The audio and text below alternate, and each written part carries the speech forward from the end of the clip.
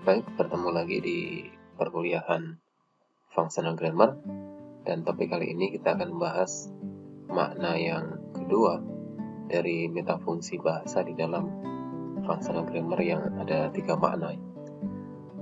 The Grammar of Experiential Meaning atau Transitivity. Kita akan bahas tentang makna ini. Sebelumnya mengingatkan bahwa makna experiential meaning itu merupakan bagian dari makna ideational meaning.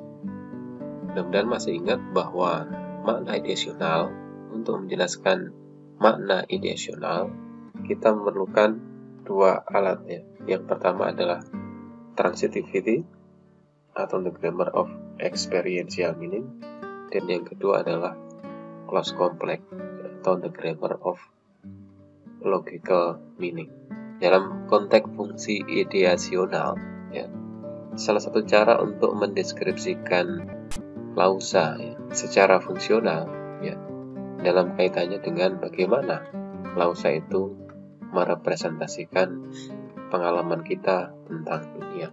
Nah, ini disebut dengan fungsi ideasional. Jadi bagaimana kita merepresentasikan pengalaman kita tentang dunia itu melalui sebuah klausa, itu disebut dengan fungsi ideasional. Nah, karena demikian, maka makna eksperiensial itu juga melihat klausa itu sebagai alat representasi. Representasi dari apa? Representasi dari ini, 3 aspek utama dari pengalaman, yang itu bisa direpresentasikan melalui kalimat. Apa 3 aspek utama dari pengalaman itu? Ini ya. Jadi kalau kita berbicara pengalaman ya, atau ketika kita mengungkapkan pengalaman tentang dunia ya, dan juga seisinya di dalam praktik berbahasa, maka 3 hal ini menjadi bagian yang tidak bisa dipisahkan ya. Jadi dalam sebuah pengalaman yang diungkapkan secara linguistik ya, maka di sana akan ada partisipannya, akan ada prosesnya, dan juga akan ada circumstance-nya. Partisipan dan proses ini 2 hal yang sifatnya wajib, sementara circumstance ini mungkin muncul, mungkin juga tidak ya, dari sebuah pengalaman. Artinya mungkin diungkapkan atau juga mungkin tidak diungkapkan. Nah, partisipan itu mengacu pada the people, ideas, or things participating in the process. Jadi partisipan itu mengacu kepada orang.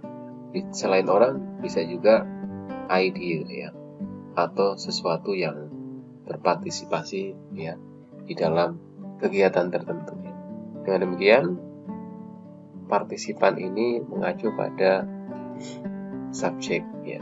Kalau kita boleh meminjam istilah formal grammar ya, dia adalah subjeknya. Proses ini adalah activities-nya ya. Nanti ditunjukkan dengan verb ya, verbal group-nya proses ini.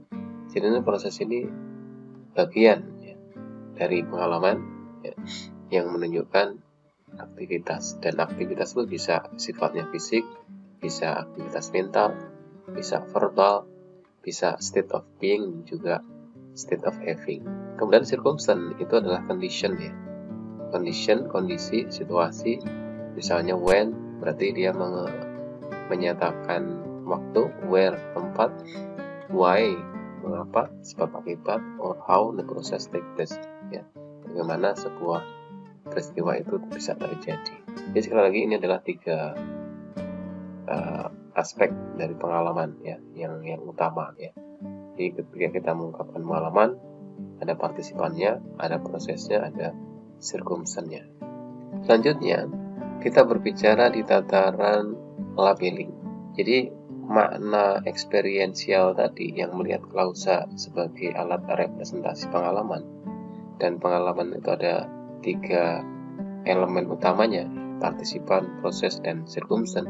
Bagaimana ketika dia direalisasikan di dalam klausa ya.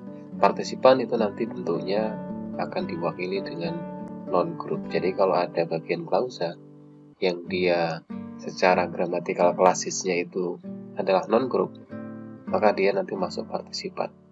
Kemudian jika di dalam klausa itu ada bagian yang secara gramatikal klasis dia adalah verbal group, maka dia masuk ke dalam label proses. Dan terakhir, jika di dalam klausa nanti ada bagian prepositional phrase ya, atau adverbial group secara gramatikal klasisnya, maka dia nanti masuk ke dalam circumstance. Nah, ini adalah contohnya ya. Jika kita menemukan klausa her baby daughter was born in the hospital, her baby daughter dia adalah non-group. Kalau kita lihat di sini her baby daughter was born in the hospital, ini ada cluster non-group, ada verbal group, ada prepositional phrase ya. Oke. Nah, ini non-group, dia di sini berfungsi atau posisinya dia itu sebagai partisipan ya, sebagai the doer of the action ya, maka dia sebagai partisipan. Kemudian verbal group di sini dia masuk sebagai proses menunjukkan aktivitas ya. Kemudian in the hospital, prepositional phrase kan dia menunjukkan place ya, maka dia adalah circumstance. Kemudian contoh yang lain, team completed the documents very quickly. Nah, ini di sini ada dua non-group ya, the team dan juga the document, ya kan?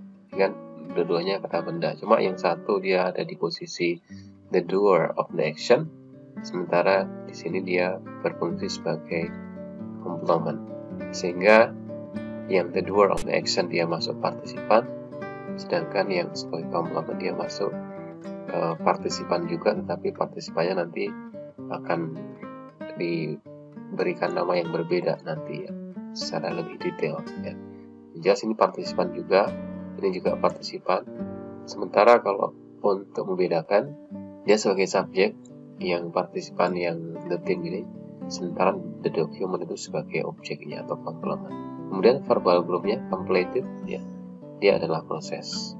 Dan very quickly dia adalah adverbial group, dia sebagai circumstance. Saya kira jelas ini. Jadi ini adalah contoh ya klausa ketika dia dianalisis berdasarkan 3 kategori semantik ya, yang itu adalah bagian dari pengalaman tadi ya, partisipan, proses, dan juga circumstance. Nah, ini jadi kesimpulannya, sekali lagi saya tekankan bahwa makna ideasional yang diwakili oleh makna experiential meaning itu klausa sebagai alat representasi dari pengalaman, dan pengalaman itu terdiri dari 3 hal ya, partisipan, proses, dan circumstance. Nah, dalam klausa realisasinya untuk partisipan itu berupa non-group, untuk proses itu berupa verbal group, dan untuk circumstance itu prepositional phrase, adverbial group, dan juga bisa non-group yang berfungsi sebagai circumstance. Saya kira bisa dipahami. Selanjutnya kita akan jelaskan satu persatu dari elemen-elemen tadi. Yang akan saya jelaskan yang pertama adalah circumstance-nya dulu ya.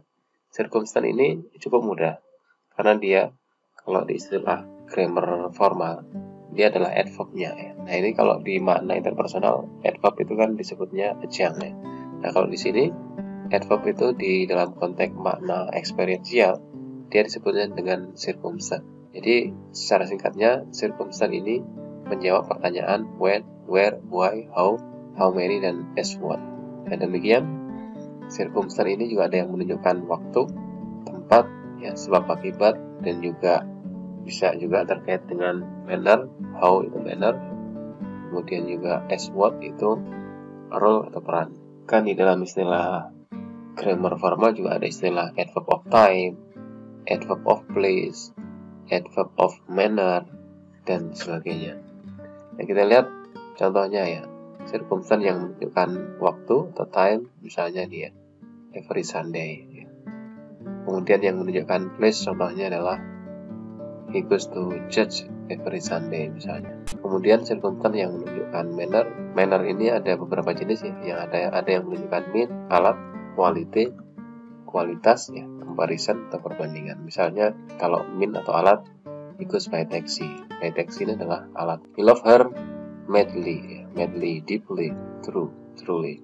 Ini adalah how, the quality of love-nya itu madly, deeply. Kemudian comparison, misalnya he was jumping around like a monkey in a roof, ya. Like a monkey in a roof, ini adalah comparison, like what, gitu ya. Kemudian contoh lainnya, menunjukkan cause, ya, sebab akibat. Ini juga ada beberapa jenis, ada reason, ada purpose, ya, ada behalf, ya. Contohnya, the ship died of thirst. Of thirst ini adalah alasan kenapa shipnya itu mati, ya. Kemudian he went to the shop for cigarettes. Nah, ini cigarette itu tujuan. Dia pergi ke toko karena tujuannya adalah untuk membeli rokok, ya. Kemudian he went to the shop for his mother. Ini demi, ya, demi untuk, ya, for whose sake, gitu ya. Dia pergi ke shop, toko, demi ibunya. Kemudian ada juga circumstance yang menunjukkan accompaniment, ya. Accompaniment itu keikutsertaan, ya. Contohnya, I left work without my briefcase, ya. Without my briefcase. Dia adalah circumstance yang menunjukkan accompaniment. Nah, kemudian ada juga circumstance yang menunjukkan matter, ya. About what, matter itu, ya. Atau what about. Contohnya ini, ya. This book is talking about functional grammar. Dia adalah circumstance yang menunjukkan matter. What's the matter? What's about? Dan kemudian ada yang menunjukkan role, as what, ya. He lived a quiet life as a beekeeper. As a beekeeper, dia itu menunjukkan role-nya. Role. Jadi, a quiet life-nya as what, seperti apa? Seperti a beekeeper. Baik. Nah, ini kalau di dalam teks sangat mungkin circumstance ini muncul dan dimunculkan bervariasi sesuai dengan kebutuhan. Misalnya kalau di sini last Saturday night, maka dia adalah time. Kemudian for charity, ya, dia sebagai circumstance menunjukkan cause. In the town hall place with his current lady accompaniment was dressed as old King Cole, ya, berarti dia sebagai role. Kemudian pounds around regally, ya, regally ini adalah manner, ya. Kemudian about homeless, maka dia sebagai matter. About what? About homeless. Ini contoh circumstance di dalam sebuah teks. Nah, sebagai latihan ini bisa dicoba, ada 5 soal. Coba silahkan ini dianalisis, ya, berdasarkan 3 elemen di dalam makna eksperiensial, ya. Tadi ada partisipan, ada proses, dan juga ada circumstance-nya. Silahkan ditentukan mana bagian yang menduduki sebagai partisipan, mana yang menduduki sebagai proses, dan mana yang menduduki sebagai circumstance. Sebagai contoh, ini yang pertama, I have given blood to the sick time. I di sana adalah partisipan, ya. Have given, ya, ini adalah verbal group, ya. Have given, maka dia masuk proses.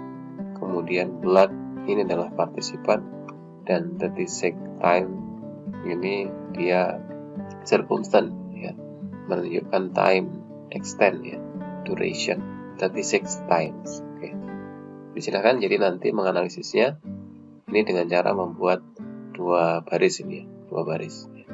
Kalau di makna interpersonal itu 3 baris, tapi kalau di makna eksperiensial kita cukup 2 baris.